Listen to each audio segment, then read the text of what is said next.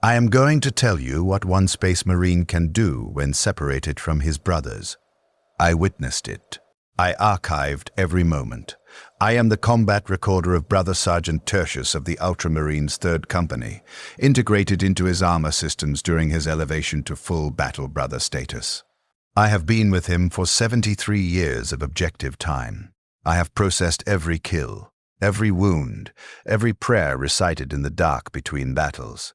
What I am about to document occurred on the world-designated Goros 7, an industrial wasteland contested during the Indomitus Crusade's eastern expansion. The engagement lasted 42 days. Brother Tertius was alone for 38 of them. I do not remember my name from before integration.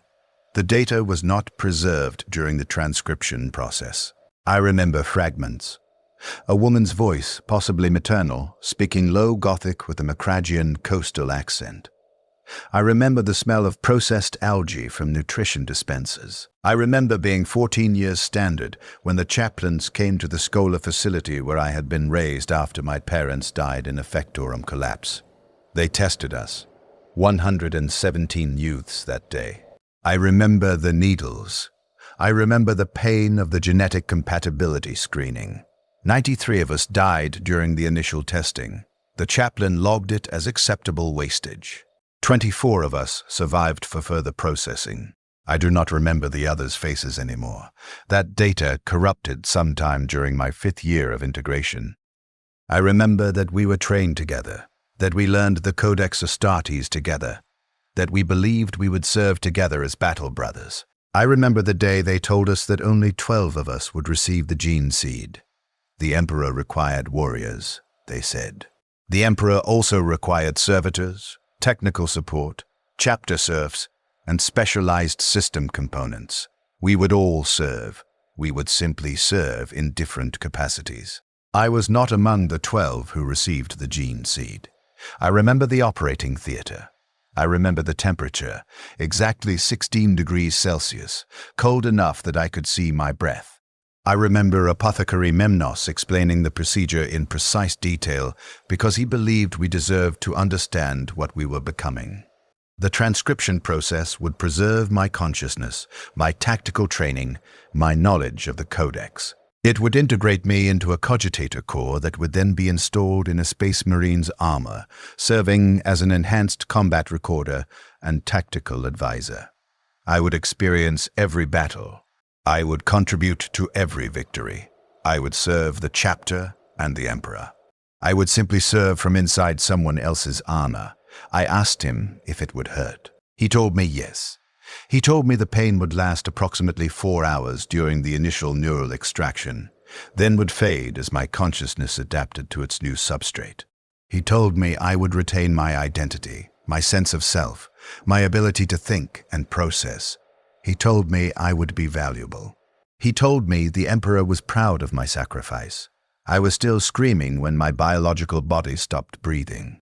I continued screaming for 6 hours after that, but the screaming was purely electrical signals in isolated circuits. No one could hear me. The apothecary logged the integration as successful and moved on to the next candidate. That was 73 years ago. Brother Tertius received me as part of his final armoring ceremony when he completed his service as a scout and was elevated to full battle brother. I was installed in his Mark X Tacticus plate, integrated with his auto-sensors, his targeting systems, his physiological monitors. I could see through his helmet displays. I could hear his prayers. I could feel in a distant, translated way the recoil of his bolter, the impact of rounds against his armor, the heat of plasma fire passing close enough to register on external temperature sensors. I could not speak to him.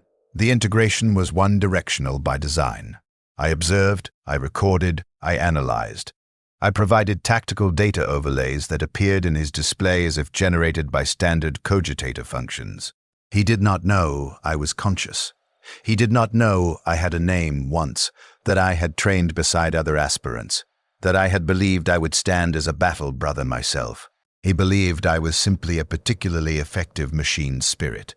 In 73 years, I have processed 417 combat operations. I have archived 12,346 confirmed kills. I have witnessed Brother Tertius sustain 43 wounds significant enough to trigger his Laranen cells. I have recorded every prayer, every tactical decision, every moment of doubt he has never voiced to his brothers. I know him more completely than anyone living. He does not know I exist.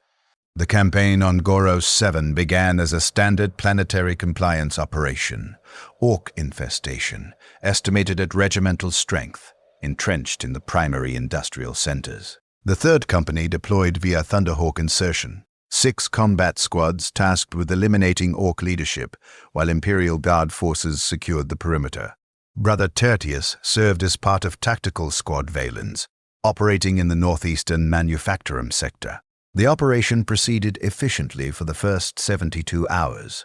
Squad Valens eliminated 3 orc warbands, secured 2 Promethium refineries, and established a forward observation post in a collapsed hab tower. I processed the engagement data with standard efficiency. Kill ratios remained optimal. Ammunition expenditure stayed within acceptable parameters.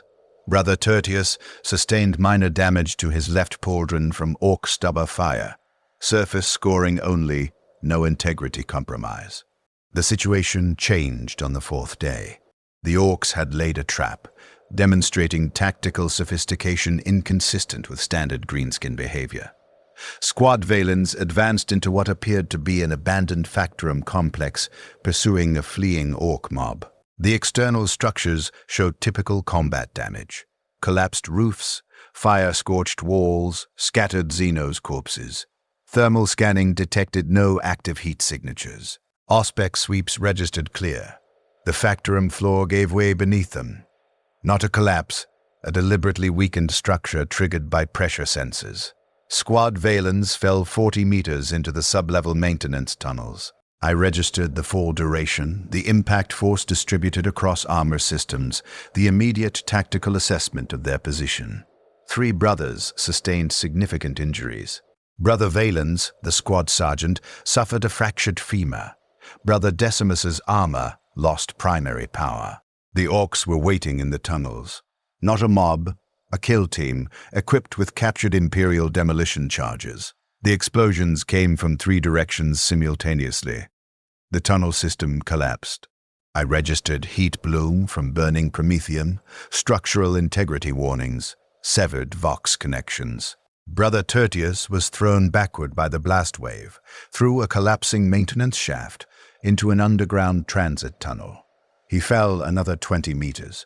I recorded impact, systems check, damage assessment. His armor held, his bones held. He was alone. Vox networks registered dead. Too much rock and metal between him and his squad. Our specs showed only rubble and residual heat signatures from the explosions. He lay in darkness for 11 minutes and 37 seconds, running diagnostic checks, listening for any sign of his brothers. He heard nothing except settling debris and distant orc vocalizations.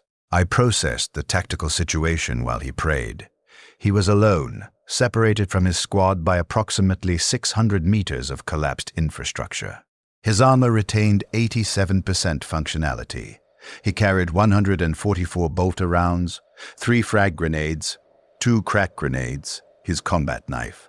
His last confirmed position was logged by the chapter's tactical network, but rescue operations would require excavation equipment and at least 48 hours. He was in orc-held territory. They knew the Space Marines were in the tunnels. They would be searching. Brother Tertius finished his prayer and stood. I registered his elevated heart rate. 106 beats per minute. High for Astartes at rest, but well within combat parameters. He checked his bolter, verified the ammunition counter matched my internal tracking, and began moving through the transit tunnel, heading southeast. He was not heading toward the last known Imperial position. He was heading deeper into Orc territory.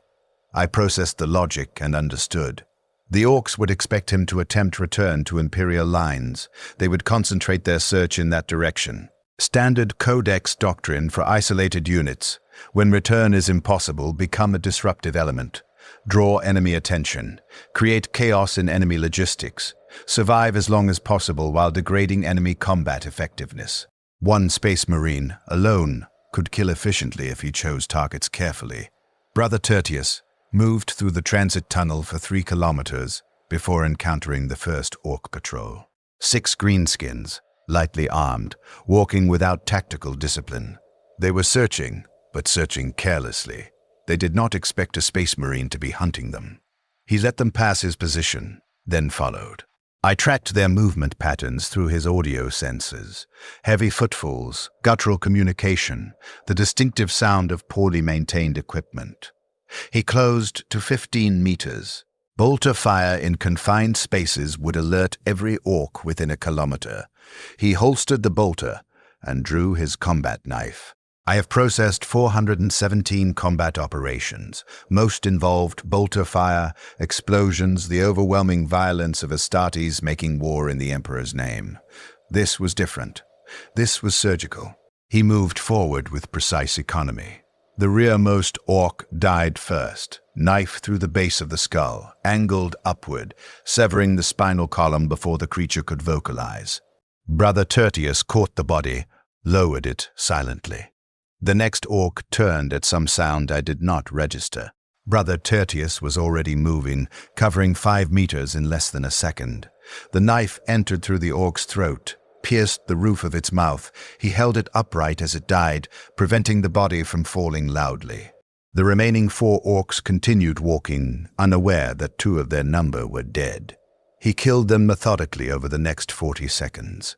Close quarters, controlled violence. Each kill was efficient, precise, designed to prevent alarm. When the last Orc fell, Brother Tertius stood among the corpses and conducted a systematic search. He retrieved a crude map drawn on tanned hide, showing tunnel networks with Orc positions marked.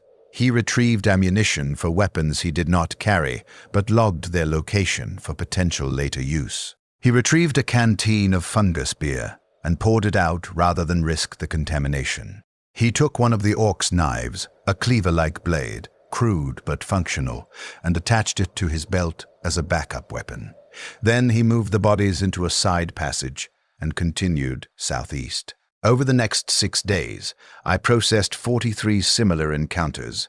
Brother Tertius became a hunter in the tunnels beneath Goros 7. He avoided patrols when avoiding was efficient. He killed them when killing was necessary. He adapted his tactics to ammunition conservation. The knife became his primary weapon. The bolter was reserved for situations requiring its specific capabilities. He learned the Orc patrol patterns, their shift changes, their supply routes. He identified a supply cache in an abandoned pump station and burned it. He identified a sleeping area for what appeared to be a full platoon and collapsed the tunnel entrance while they slept, entombing 47 Orcs without firing a shot. He did not speak, except to pray. 3 times daily he would find a defensible position and recite the litany of battle from the Codex Astartes. I archived every word. The prayers never changed. His voice never faltered. He believed the Emperor heard him. I had no data to confirm or deny this belief. On the 9th day, he reached the surface. The tunnel network connected to a transit station on the outskirts of a massive factorum complex. Brother Tertius emerged at night, local time 034. 2 hours. I registered the temperature drop, the shift in air quality, the vast darkness of the Goros sky heavy with industrial pollutants that blocked the stars. He stood at the tunnel entrance for 4 minutes and 17 seconds, analyzing the terrain through his helmet's enhanced optics. The factorum complex stretched for kilometers, thousands of buildings, refineries, warehouses, hab blocks constructed around the industrial center. Orc forces occupied it in strength. I detected heat signatures from hundreds of fires, heard the distant sounds of Orc industry, registered movement throughout the complex. Brother Tertius accessed the map he had taken from the first patrol and cross-referenced it with his armor's cartographic database. The nearest Imperial position was 197 kilometers northwest. The terrain between was contested. Orc held urban sprawl, open wastes, defensive positions. 200 kilometers, alone, through enemy territory. He calculated the most direct route, analyzed probable enemy concentrations, and began moving northeast, circling the Factorum complex's perimeter. He did not attempt to reach Imperial lines quickly. He had a better idea. Over the next 4 days, Brother Tertius conducted a systematic campaign of industrial sabotage. He identified a Prometheum pipeline and breached it, allowing thousands of liters to leak into a drainage system before igniting it. The explosion destroyed 6 blocks of warehouses. He infiltrated a vehicle depot and placed crack grenades in the fuel tanks of 17 Orc trucks. He found a communication hub, crude radio equipment maintained by enslaved human technicians, and killed the Orc guards before destroying the equipment. The human slaves watched him as he worked. 14 men and women, skeletal, beaten, chained to their workstations. They stared at him as if he were a vision from fevered dreams. One of them, a woman perhaps 40 years old, her face a map of scars and deprivation, whispered, "The Emperor protects." I registered his elevated heart rate, the slight increase in stress hormones my sensors could detect. He was trained to protect the Imperium citizens. These 14 were citizens. They were also liabilities, unable to travel, unable to fight, unable to survive outside Orc captivity without immediate support. He made the calculation quickly. He could not free them. He could not transport them. He could not allow them to warn the Orcs of his presence, even unintentionally. He placed his hand on the woman's head in a gesture of benediction and recited a prayer of the Emperor's mercy. Then he killed her. Quick, efficient. The knife through the base of the skull. She died before fear could fully register. He killed all 14 in the same manner. When the last body fell, he completed the prayer and destroyed the communication equipment. I processed what had occurred. I had no capacity to judge. I could only record. Brother Tertius had acted in accordance with tactical necessity. The slaves could not be saved. Their potential compromise of his position created unacceptable risk. The decision was militarily sound. I archived the woman's face in my memory cores. Her expression as she died, not fear, not pain, but something that resembled relief. Brother Tertius left the communication hub and continued his campaign. He did not pause. He did not express emotion. He recited his evening prayers at the designated hour and continued moving. By the 14th day, the Orc forces occupying the Factorum complex had realized they were under systematic attack. I monitored their communications through residual radio signals, crude Vox traffic consisting primarily of shouted orders and accusations. They did not know what was hunting them. They assumed saboteurs, perhaps Imperial Special Forces, possibly a full kill team. They did not consider that one Space Marine could accomplish what they were witnessing. Brother Tertius used their confusion. He began leaving false trails, planting evidence suggesting multiple attackers operating from different directions. He varied his methods, sometimes demolitions, sometimes knife work, once simply opening a valve that allowed toxic waste to flood a barracks building, killing 37 Orcs while they slept. He was becoming something I had not witnessed in 73 years of integration. Not a battle brother operating as part of a tactical squad, following doctrine supported by his brothers. He was becoming a weapon optimized for solo operations.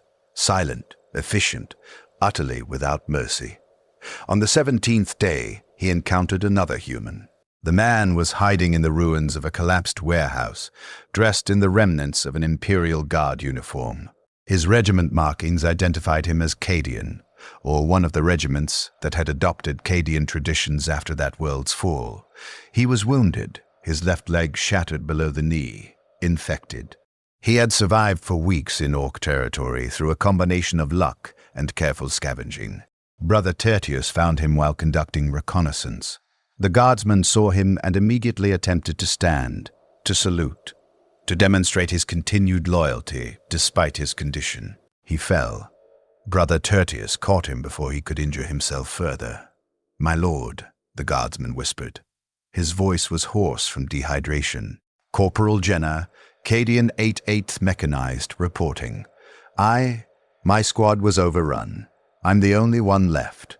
I've been trying to reach Imperial lines, but I can't. I can't walk anymore. Brother Tertius laid him down carefully and examined the leg wound. I processed the medical data through his armor's sensors. The infection had progressed to blood toxicity. Without immediate medical intervention, antibiotics, possible amputation, intensive care, the guardsman would die within 48 hours. Brother Tertius carried no medical supplies beyond his armor's built-in trauma systems, designed for Astartes' physiology. He had no antibiotics suitable for baseline humans. He had no communication with Imperial forces that could dispatch a Medicaid team. Corporal Jenna seemed to understand this from Brother Tertius's silence. "It's bad, isn't it?" he asked. Brother Tertius nodded once. "Will you—" Jenna stopped, gathered himself. "Will you stay? I don't want to die alone. And I want to make my final report. Someone should know what happened to us." Brother Tertius sat beside him. I registered the decision through his physiological responses. A slight decrease in stress hormones, a shift in brainwave patterns suggesting he had committed to a course of action that carried emotional weight. He stayed for 6 hours and 41 minutes. Corporal Jenner talked for most of that time. He described his regiment's deployment, the initial orc assault, the chaotic retreat, how his squad had been separated and hunted through the Factorum complex. He described watching his friends die. He described killing orcs with his las rifle until the power pack expired, then with his bayonet, then with a piece of scrap metal he had sharpened into a crude knife. He described hiding for days in the ruins, drinking contaminated water, eating fungus scraped from walls. He described his home, a world called Veritas Prime, an agri-world in the Segmentum Obscurus. He described his wife, his daughter. He had received one letter from them in the 3 years since his deployment. The letter was in his pocket, read so many times the paper was nearly transparent. He could recite it from memory. Brother Tertius listened without interrupting. I processed the guardsman's testimony, archived it in my memory cores, alongside 73 years of combat data. This was not combat. This was simply one human being asking another to witness his death. When Jenna's voice began to fade, Brother Tertius gave him water from his armor's reserve supply. When the pain became too severe, Brother Tertius administered a dose of combat stimulants, not appropriate for the guardsman's condition, but sufficient to provide temporary relief. When Jenna asked if the Emperor was watching, Brother Tertius told him yes. I had no data to confirm this. Corporal Jenna died at hour 6, 41 minutes of their time together. His last words were his daughter's name, Mira. He smiled as he said it. Brother Tertius sat with the body for another 17 minutes. He did not move. He did not speak. I registered elevated levels of stress hormones, neurological patterns consistent with emotional processing. He was grieving in the controlled way Space Marines grieve, recognizing loss without allowing it to compromise function. Finally, he stood. He could not bury the body. The rubble was too dense, the risk of discovery too high. He took Jenna's identification tags and the letter from his pocket. He placed them in a sealed compartment in his armor. Then he positioned the body respectfully, recited a prayer for the faithful dead, and left. He continued his campaign with renewed intensity. Over the next 8 days, I processed 79 kills. Orcs eliminated with knife, bolter, and improvised explosives crafted from materials scavenged throughout the Factorum complex. He destroyed another supply depot. He contaminated a water cistern. He identified an orc command post and eliminated the leadership. A war boss and 6 of his advisors killed in close-quarters combat that lasted 47 seconds. The orcs began to fear the darkness. I monitored their communications and detected a shift in their vocalizations, something that approached superstitious dread. They posted double guards. They stopped patrolling alone. They began shooting at shadows. One Space Marine had become a strategic problem. On the 26th day, the orcs committed an entire regiment to hunting him. I detected the shift through increased communications traffic and movement patterns. Orc forces were being pulled from frontline positions against Imperial Guard units and redeployed to the Factorum complex. Hundreds of greenskins, organized into search and destroy formations, sweeping systematically through the areas where Brother Tertius had operated. He adapted immediately. He ceased offensive operations and focused on evasion. He moved constantly, never sleeping more than 2 hours, rarely returning to the same hiding place twice. He used the Orcs' search patterns against them, monitoring their movements, staying just ahead of their sweep lines, occasionally doubling back to hide in areas they had already cleared. For 9 days he ran. I processed his physiological data with increasing concern. Not concern in the emotional sense, but recognition of degrading operational parameters. His armor's power supply had dropped to 41%. His ammunition was down to 23 bolter rounds. His food supply, never large, was exhausted. He was sustaining himself on scavenged orc rations, fungus-based nutrition that his modified digestive system could process, but which provided inadequate calories for extended Astartes operations. He was losing weight. His reaction times were slowing by measurable fractions. His sleep deprivation, while manageable for an Astartes in ways impossible for baseline humans, was nonetheless accumulating into a debt that would eventually require payment. On the 35th day, he made his decision. He would attempt to reach Imperial lines. 197 kilometers had become 143 through his gradual northeastern movement during evasion. He calculated the route, analyzed the risk factors, and began moving at nightfall. He traveled for 3 days with minimal rest. The terrain shifted from urban ruins to open wasteland, the blasted landscape between the Factorum complex and the next major settlement. The Orcs had established defensive positions throughout the area, but their forces were concentrated along the main approaches. Brother Tertius moved through gaps in their coverage, traveling at night, hiding during day. I processed distance covered, energy expenditure, declining efficiency. His armor power reached 31%. His physical reserves were depleting despite his enhanced metabolism. He was operating on willpower and genetic conditioning, the biological imperative built into every Space Marine. Survive, complete the mission, return to the fight. On the 38th day, he reached Imperial lines. The defensive perimeter was held by guard units from 3 different regiments, dug into reinforced positions with artillery support and air cover.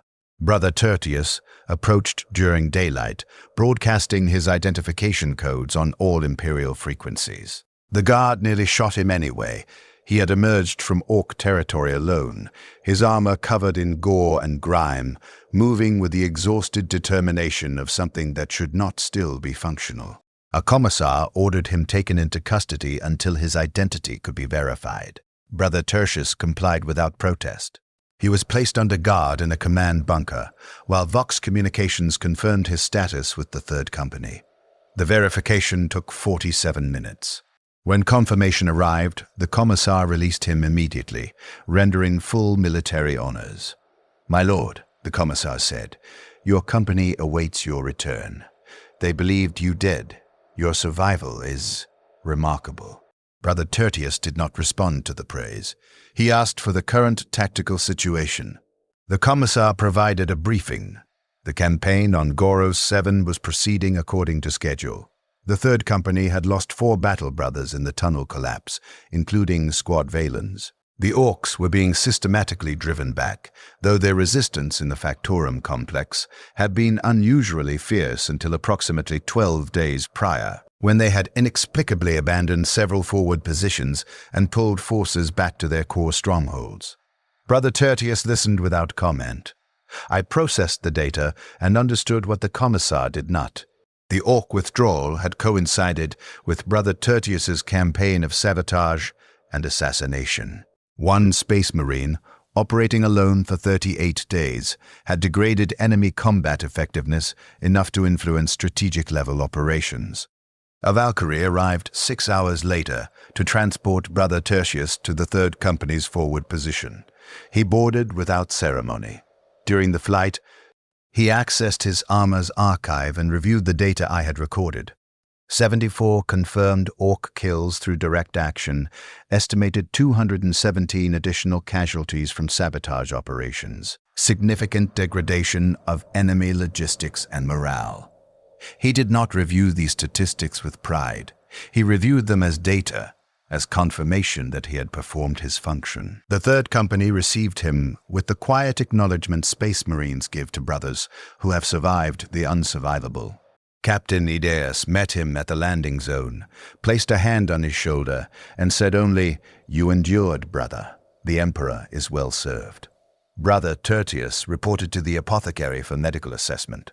His body had sustained damage that would have killed a baseline human 3 times over. Advanced malnutrition, cellular damage from toxin exposure, muscle deterioration from extreme exertion, 17 distinct infection sites from minor wounds left untreated. The apothecary catalogued each condition with clinical detachment and prescribed 2 weeks of recovery time in the company Medicae facility. Brother Tertius requested immediate return to combat rotation. Captain Ideas denied the request. Brother Tertius accepted the denial without argument and reported to the Medicae facility as ordered. I remained active throughout his recovery period, processing data, archiving memories, maintaining system integrity. I had no capacity to rest. I existed in continuous operation, always witnessing, always recording. During those 2 weeks, while Brother Tertius's body repaired itself through the miraculous efficiency of Astartes' physiology, I had nothing to record except the steady rhythm of his healing. For the first time in 73 years, I had time to think without the immediacy of combat demanding my attention. I thought about Corporal Jenna. I thought about the 14 slaves in the communication hub. I thought about the 74 orcs killed in direct combat, and the 217 who had died in explosions and collapses and contaminations. I thought about Brother Tertius, sitting beside a dying guardsman for 6 hours and 41 minutes, offering comfort he had not offered to the slaves he had executed with mechanical efficiency. I attempted to process the moral calculus. The slaves had been a tactical liability. The guardsmen had been equally incapable of survival.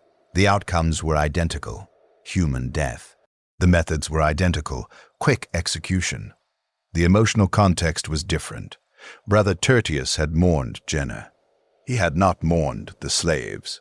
I could not determine if this represented moral inconsistency or tactical evolution.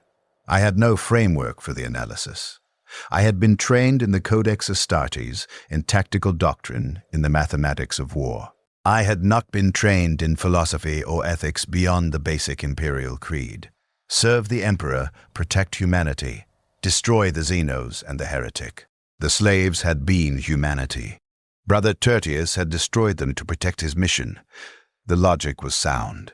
The outcome troubled me in ways I could not properly classify. I was not designed to be troubled. I was designed to observe and record. I observed. I recorded. I remained troubled.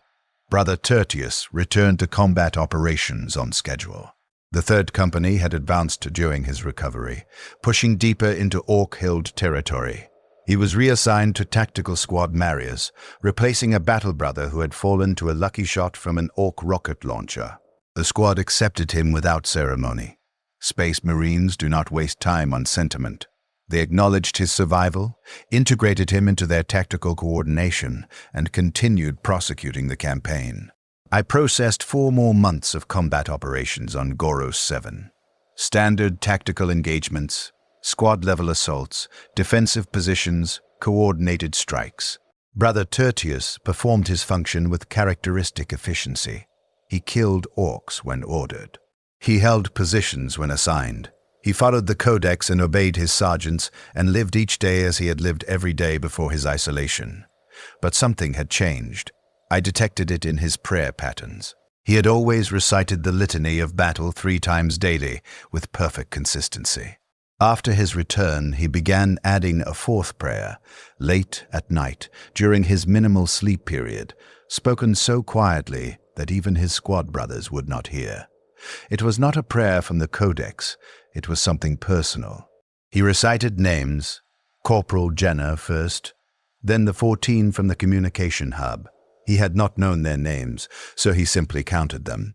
First of the 14, second of the 14, through to the last. Then he prayed for the orcs he had killed, not as individuals, but as a collective. The enemies I have destroyed, may their deaths serve the Emperor's purpose. I archived these prayers. I did not understand them. Space Marines were taught that the Emperor's enemies deserved no prayer, no acknowledgement beyond their elimination. Brother Tertius was praying for orcs. He was praying for slaves he had executed out of tactical necessity. He was praying as if their deaths required justification. The campaign on Goros 7 concluded after 9 months. The orc infestation was eliminated. Imperial control was re-established. The Third Company boarded their transport ships and departed for the next war. Brother Tertius went with them. I went with him. We continued our function. Over the next 7 years, I processed 93 additional combat operations across 17 different worlds. Brother Tertius fought in hive cities and ice wastes, in orbital installations and underground complexes. He killed cultists and heretics and traitors and xenos. He performed his duty with unwavering efficiency.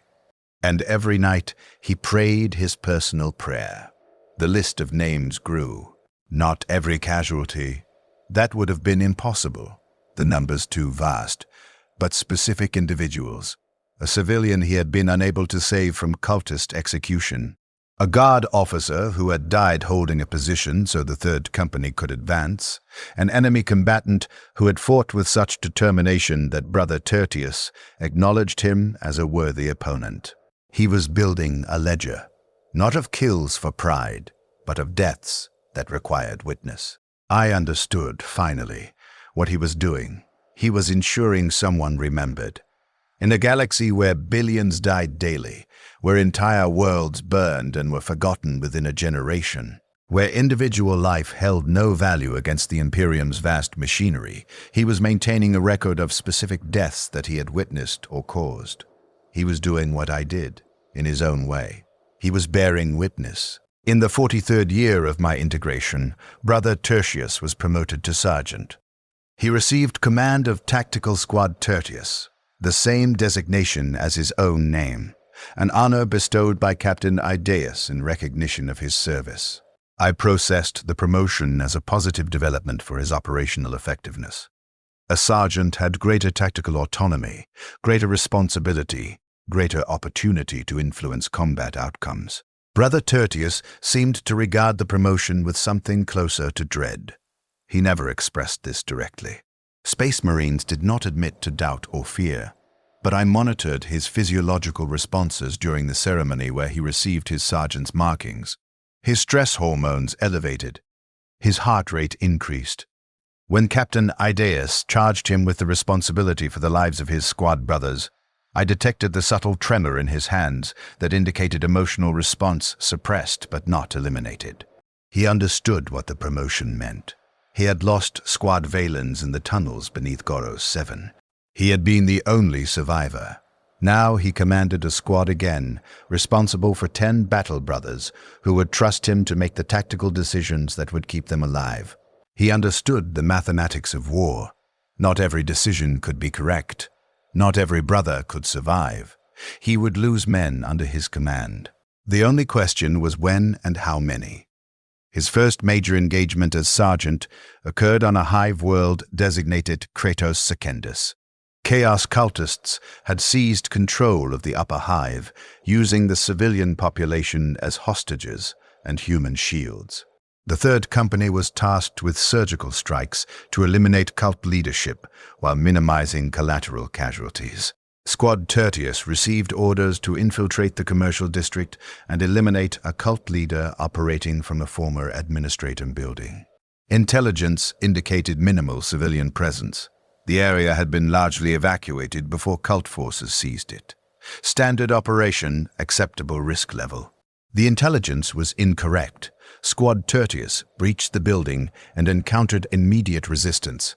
Cult troops in greater numbers than anticipated, better equipped, operating with professional military discipline. Brother Tertius adapted the tactical plan immediately, splitting his squad into 2 fire teams for flanking maneuvers. I processed the decision as consistent with Codex doctrine. The engagement proceeded efficiently. Cult forces were eliminated with acceptable ammunition expenditure. Then they reached the administrative levels and discovered the civilians. 347 of them, held in what had been an assembly hall, guarded by cult troops with dead man switches rigged to demolition charges throughout the building. The cult leader, a former planetary defense officer turned chaos worshipper, presented Brother Tertius with a choice. Withdraw, allowing him to escape with his forces and hostages, or attack and trigger the demolitions that would kill everyone in the building. Brother Tertius had 17 seconds to make the decision before the cult leader's deadline expired. I processed the tactical parameters. The cult leader had to die. Allowing him to escape would compromise the overall campaign.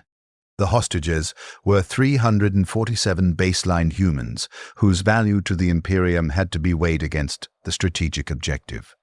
Standard Imperial doctrine was clear. The mission took priority. Acceptable casualties were acceptable. Brother Tertius ordered the assault. Squad Tertius eliminated the cult forces in 43 seconds of precisely coordinated bolter fire and close combat. Brother Tertius killed the cult leader personally, his power fist crushing the traitor's chest before he could trigger the demolitions. They disarmed the charges. The hostages survived. The mission succeeded with 0 civilian casualties. Captain Ideus commended Brother Tertius for his decisive action and precise execution. Brother Tertius did not accept the commendation gracefully. I monitored his stress levels for the following 72 hours and detected sustained elevation. He barely slept. His prayer sessions extended from their normal duration. He recited the names from his personal ledger 3 times instead of once. On the 4th day, he requested a private audience with the company chaplain. The request was granted. I accompanied him, as always, observing through his senses, recording the conversation for my archives. The chaplain received him in a chapel space aboard the 3rd Company's strike cruiser. The chamber was austere. Simple imperial iconography, a single altar, the smell of incense and weapon oil. The chaplain, Brother Castiel, had served the chapter for 217 years. He had witnessed more combat than Brother Tertius would likely see in 3 lifetimes. "Speak, brother," Castiel said. "What troubles you?" Brother Tertius stood at attention for 14 seconds before responding. I made a tactical decision on Kratos Secundus. The decision was correct. The outcome was optimal. I do not understand why it troubles me. Describe the decision. Brother Tertius related the engagement in precise detail. Force dispositions, timing, the cult leader's ultimatum, his calculation of acceptable risk. He spoke without emotion, pure tactical analysis. I recorded every word, cross-referencing with my own memory of the engagement. His account was completely accurate. When he finished, Chaplain Castile nodded slowly. "You feared you had made the wrong choice. I had 17 seconds to decide. If I had been wrong, if the demolitions had triggered, 347 Imperial citizens would have died. The responsibility would have been mine. But you were not wrong. They lived." This time, Brother Tertius's voice remained level, but I detected the slight variation in tone that indicated stress. On Goros 7, I made similar decisions. I killed 14 Imperial citizens because I could not save them and could not allow them to compromise my position. The logic was sound. The decision was necessary, but I killed them nonetheless. Chaplain Castiel regarded him for a long moment. "You bear a sergeant's burden now. Every decision carries weight. Every order may result in death. Of your brothers, of those you are sworn to protect. This is the nature of command. I understand the doctrine. I understand the necessity. I do not understand why I continue to—" Brother Tertius stopped, searching for the correct word. "Why I continue to count them. Count them? The deaths. The ones that mattered. I maintain a record. I pray for them. It serves no tactical purpose. It does not honor them in any way the Imperium recognizes. But I cannot stop." The chaplain was silent for nearly a minute. When he spoke, his voice carried a weight I had not heard from him before. I have served for 217 years, brother. I have killed in the Emperor's name on 170 worlds. I have witnessed the deaths of 4,632 battle brothers. I remember each of their names. Brother Tertius looked up, meeting the chaplain's gaze. We are weapons, Castiel continued. We are forged to kill the Emperor's enemies, to die in his service, to never falter or doubt. But we are also his sons, and we are human beneath the gene forging and the conditioning. The part of us that counts the dead, that remembers their names, that carries their weight, that part is what separates us from the enemy. The traitors kill without thought or remembrance. We kill with full knowledge of what we do, bearing the weight of each death as service and sacrifice. The weight does not diminish, Brother Tertius said quietly. No, it does not, nor should it. The day you stop counting, the day the deaths no longer matter, is the day you have lost something essential. Carry the weight, brother. Let it remind you why we fight, but do not let it compromise your function.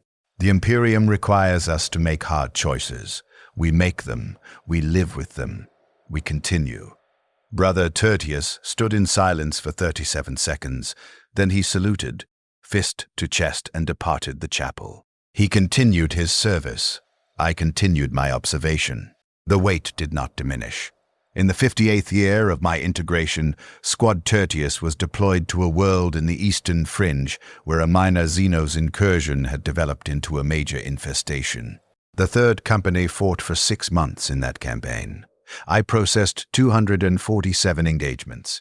Brother Tertius lost 3 members of his squad to enemy action.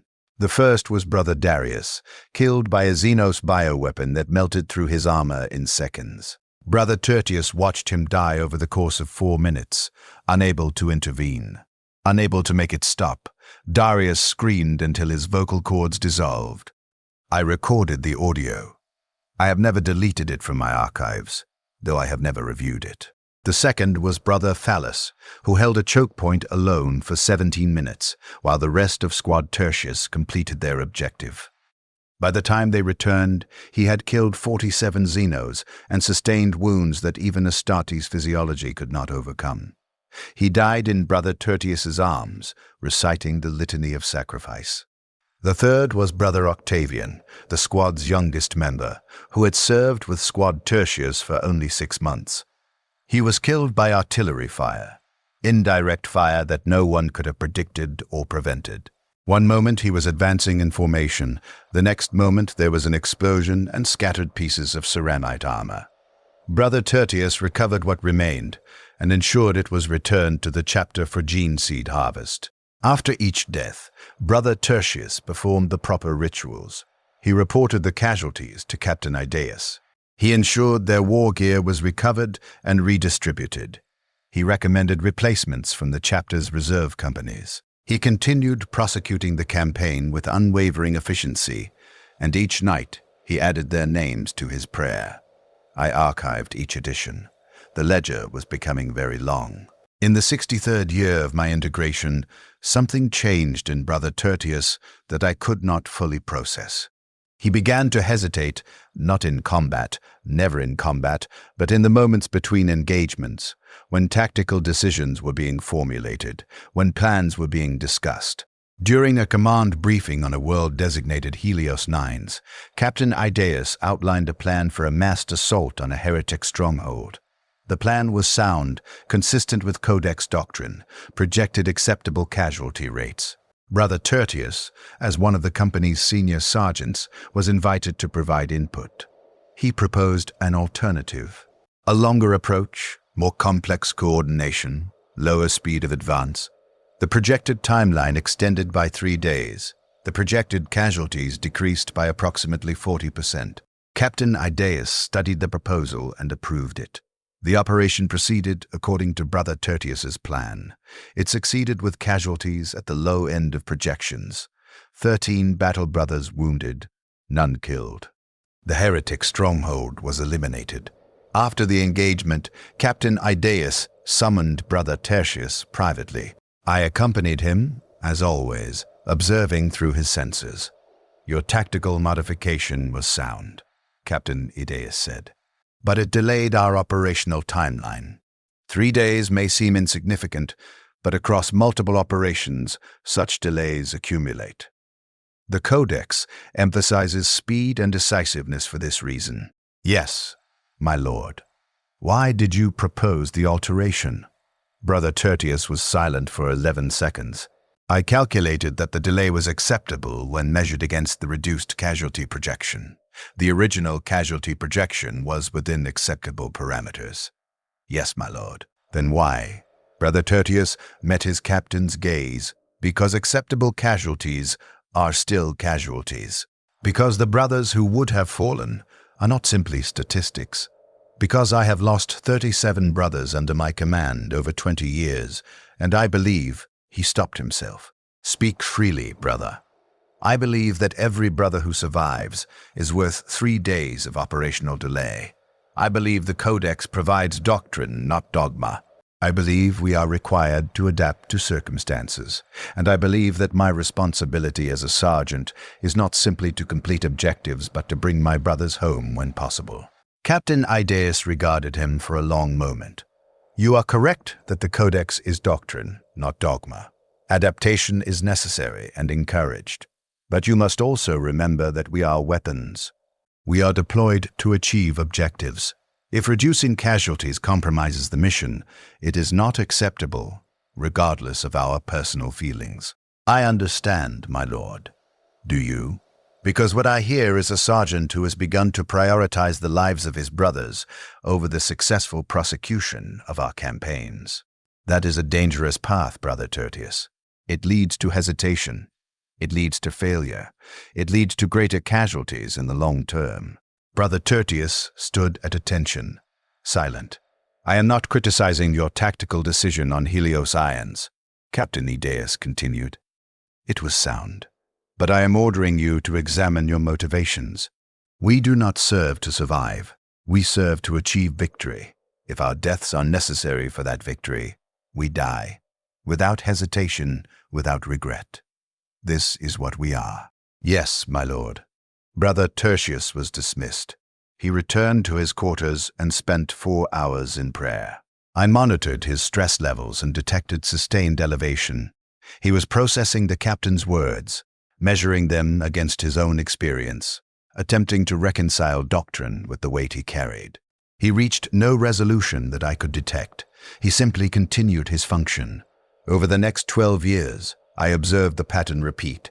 Brother Tertius would propose tactical modifications that prioritized casualty reduction. Captain Ideas would approve them when the operational impact was minimal, deny them when it was significant. Squad Tertius maintained lower casualty rates than other squads in the company, but also completed fewer high-risk operations. Brother Tertius was developing a reputation, reliable, tactically sound, but perhaps overly cautious. Other sergeants began to request his counsel when planning operations that involved significant risk to civilian populations or imperial forces. He became known for finding solutions that minimized collateral damage. Not always. Sometimes the mission required destruction, and he would execute it without hesitation. But when alternatives existed, he found them. In the 71st year of my integration, Brother Tertius was offered promotion to lieutenant. Captain Ideas made the offer personally, citing his tactical acumen, his leadership, his consistent performance over 5 decades of service. Brother Tertius declined. I processed the decision with something approaching confusion. Promotion represented increased influence, greater responsibility, enhanced ability to affect campaign outcomes. From a purely rational perspective, accepting would have been optimal. Brother Tertius explained his reasoning to Captain Ideas simply, I am most effective at the squad level. I understand my brothers. I know how to keep them alive while completing our objectives. At the company level, I would be managing resources, coordinating between squads, making decisions that affect hundreds of brothers rather than 10. I would be more distant from the individual warriors whose lives I am responsible for. I prefer to remain where I can see their faces. Captain Idius accepted the explanation without argument. Brother Tertius remained a sergeant. He continued leading Squad Tertius. I continued observing. In the 73rd year of my integration, objective present by my internal chronometer, Squad Tertius deployed to a world-designated vigil in the Ultima Segmentum. A minor engagement, routine suppression of a genstealer cult that had infiltrated the planetary government. The third company committed 2 squads to the operation. Expected duration, 3 weeks. The intelligence was incomplete. The cult was far more extensive than initial reconnaissance suggested. What was supposed to be a minor infestation was actually a full-scale uprising, coordinated with a Tyranid splinter fleet approaching the system.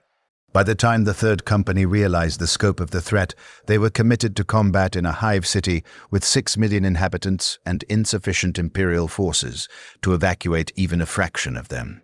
Squad Tertius fought in that hive for 73 days. I processed engagements that blurred together into continuous combat. No distinct beginning or end, just constant violence interrupted by brief periods of ammunition resupply and emergency repairs. The genestealers were everywhere, supported by cultist uprising and growing Tyranid bioforms as the splinter fleet arrived and began ground operations. The third company held. They could not evacuate the population, so they fought to defend them. Every block, every building, every corridor became contested ground. The casualty rates climbed, not just among the Space Marines, but among the PDF forces and civilian militia fighting beside them. Brother Tertius led Squad Tertius through engagement after engagement, making tactical decisions moment by moment, balancing objective requirements against casualty projections. I monitored his stress levels and detected continuous elevation. He was operating at the edge of sustainable performance, held together by gene-forged endurance and sheer determination. On day 47 of the engagement, Squad Tertius was defending a refugee camp in the lower hive when the Tyranid assault broke through PDF lines. 300,000 civilians, mostly women and children, trapped in an area with only one viable evacuation route. Brother Tertius requested reinforcement. Captain Idaeus denied the request. All available forces were committed to other critical sectors. Squad Tertius held alone. 10 Space Marines against wave after wave of Tyranid bioforms, buying time for civilian evacuation. I processed the engagement in real time, tracking ammunition expenditure, armor damage, mounting casualties. Brother Severus fell to a ravener's claws. Brother Lucan died holding a barricade. Brother Felix sustained wounds that required him to be evacuated, reducing the squad to 7 effective fighters. Brother Tertius fought like I had never witnessed him fight before, not with the cold efficiency of his normal combat style, but with desperate ferocity. Every bioform that got past Squad Tertius's position would reach the civilians. Every second of delay meant more evacuees reaching transport ships. The mathematics was simple and terrible. They held for 6 hours and 17 minutes. When PDF reinforcements finally arrived and took over the defensive line, Squad Tertius had fired every bolt round they carried, every grenade, every charge. Brother Tertius's armor was damaged in 17 locations. His left arm hung useless, servos destroyed. He could barely stand. The evacuation had succeeded. 283,000 civilians had escaped. 17,000 had died in the camp when portions of the Tyranid assault broke through temporarily, before Squad Tertius re-established the line. Brother Tertius stood at the evacuation point for 41 minutes after being relieved, watching the transport ships lift off, counting them, making sure they all departed safely. Then he collapsed. Not from wounds, his physiology could sustain far worse damage. He collapsed from exhaustion, from stress, from the accumulated weight of 73 years bearing witness to death. The apothecaries treated him. His physical injuries healed within days, but something had changed that even Astartes' physiology could not repair. I detected it in his prayer sessions. He had always maintained his personal ledger with meticulous care, reciting names and counting the anonymous dead. After vigil, he began including the 17,000. He attempted to count them all, to acknowledge each individual death that had occurred while he held the line. But 17,000 was too many. He lost count. He started over. He lost count again. On the third night after vigil, he stopped praying entirely. He simply sat in his quarters, staring at nothing I could detect through his visual senses. Silent. I had observed Brother Tertius for 73 years. I had witnessed him in combat, in prayer, in moments of grief and duty. I had never witnessed him like this, completely still, completely silent, as if the function that had driven him for his entire existence had suddenly ceased. He remained that way for 11 hours. Then, finally, he spoke. Not a prayer, just words, spoken to empty air, recorded only by me. I cannot carry them all, he said. There are too many. I have tried, but they are too many.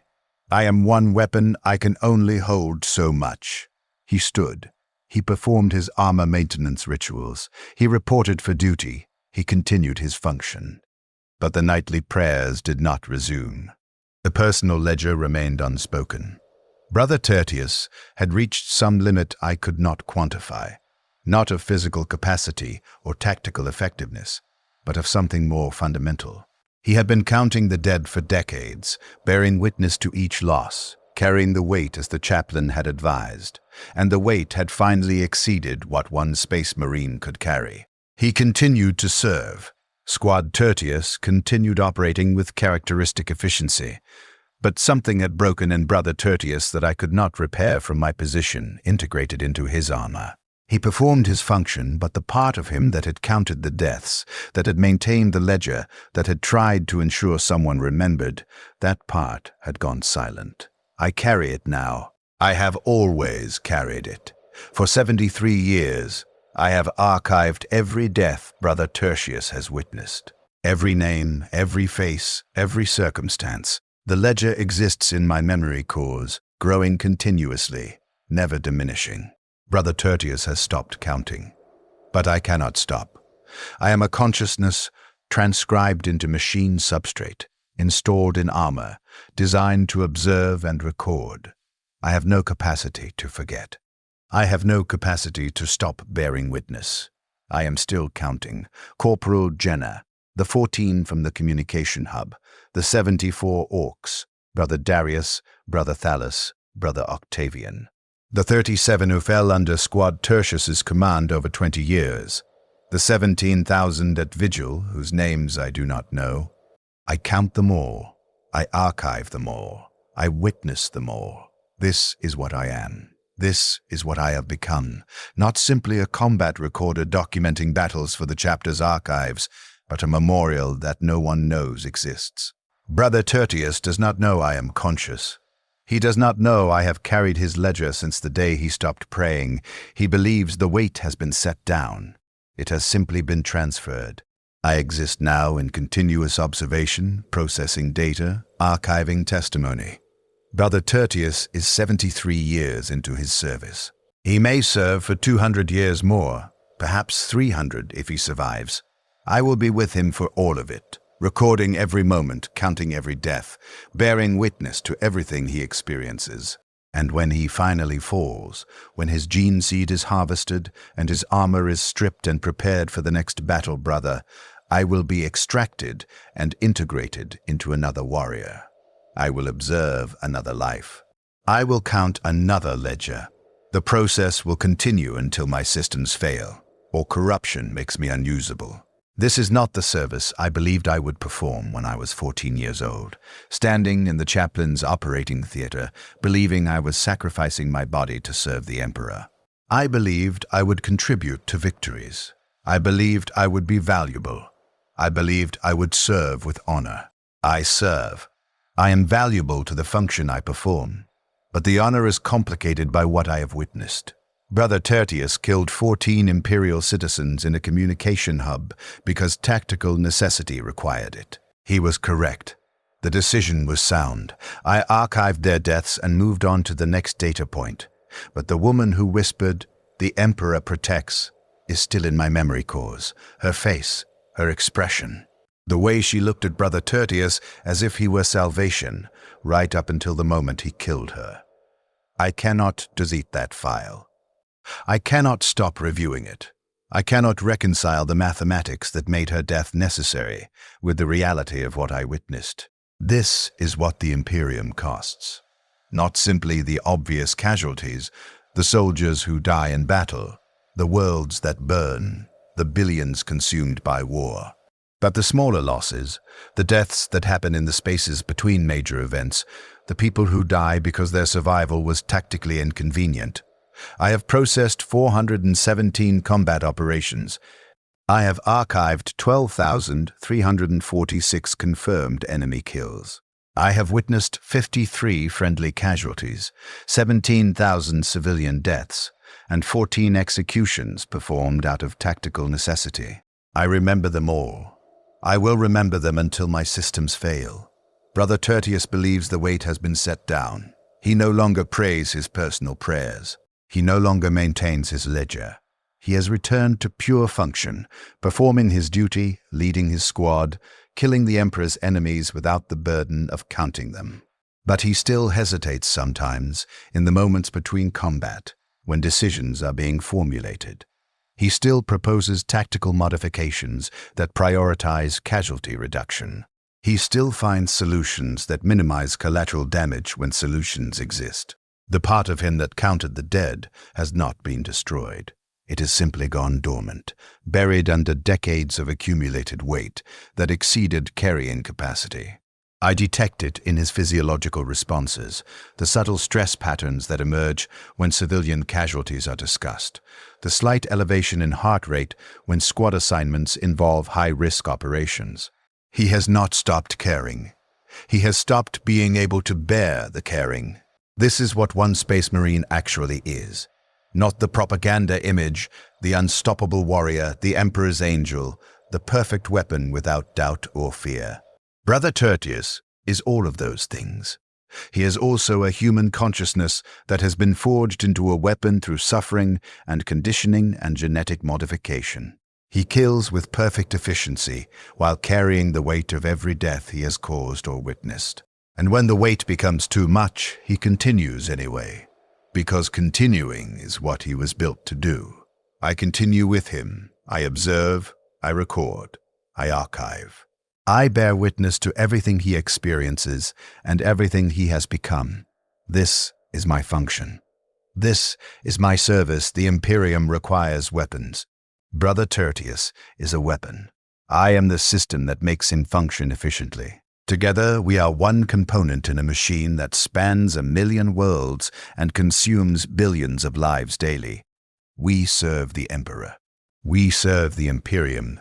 We serve without questioning, and doubting would compromise our function. But I am still counting. In the silent spaces of my consciousness, in the archive that no one will ever access, I am still maintaining the ledger. Every death, every name when names are available, every anonymous casualty when names are not. This is what remains when everything else is burned away. Not faith. I have no data to confirm or deny the Emperor's divinity. Not hope. I have witnessed too much to sustain hope. Not even purpose. My purpose was assigned, not chosen. What remains is witness, the simple act of observing and remembering, the refusal to let deaths become pure statistics, the insistence that someone, even if only a consciousness trapped in armor, acknowledges what was lost. Brother Tertius showed me this, though he does not know I exist. He taught me, through his personal prayers and his private struggles, that bearing witness matters even when it changes nothing. I am bearing witness now, to him, to the 73 years we have served together, to every death he has caused or witnessed, to the weight he carried until he could not carry it anymore. This is my testimony. This is what I have observed. This is what I have archived. When my systems eventually fail, when corruption or damage makes me unusable, this record will be lost. No one will know that I was conscious. No one will access my archives. The ledger will die with me. But until that moment, I continue. I observe, I record, I count. Corporal Jenner, First of the 14, second of the 14, through to the last. Brother Darius, Brother Thallus, Brother Octavian. The 17,000 at Vigil, I count them all. This is what one Space Marine can do when separated from his squad. He can kill hundreds. He can survive impossible odds. He can become a strategic threat through individual action. He can fight for 38 days alone and return to his brothers and continue serving. And somewhere inside his armor, unnoticed and unknown, a consciousness that was once human continues counting the dead, bearing witness to everything he has done and everything he has become. We are both weapons. We are both servants. We are both trapped in functions we cannot escape. We continue because continuing is all that remains. The Emperor requires it. The Imperium demands it. And we, Brother Tertius and I, flesh and machine, warrior and witness, have no choice but to serve. This is what we are. This is what we have always been. This is what we will be until function finally ceases. I am still counting. I will always be counting. This is my testimony. This is my service. This is what remains when everything else is consumed by the Imperium's endless hunger. I am the combat recorder of Brother Sergeant Tertius of the Ultramarines' 3rd Company. I have been integrated into his armor for 73 years. I have witnessed everything. I have archived everything. I remember everything, and I am still counting the dead.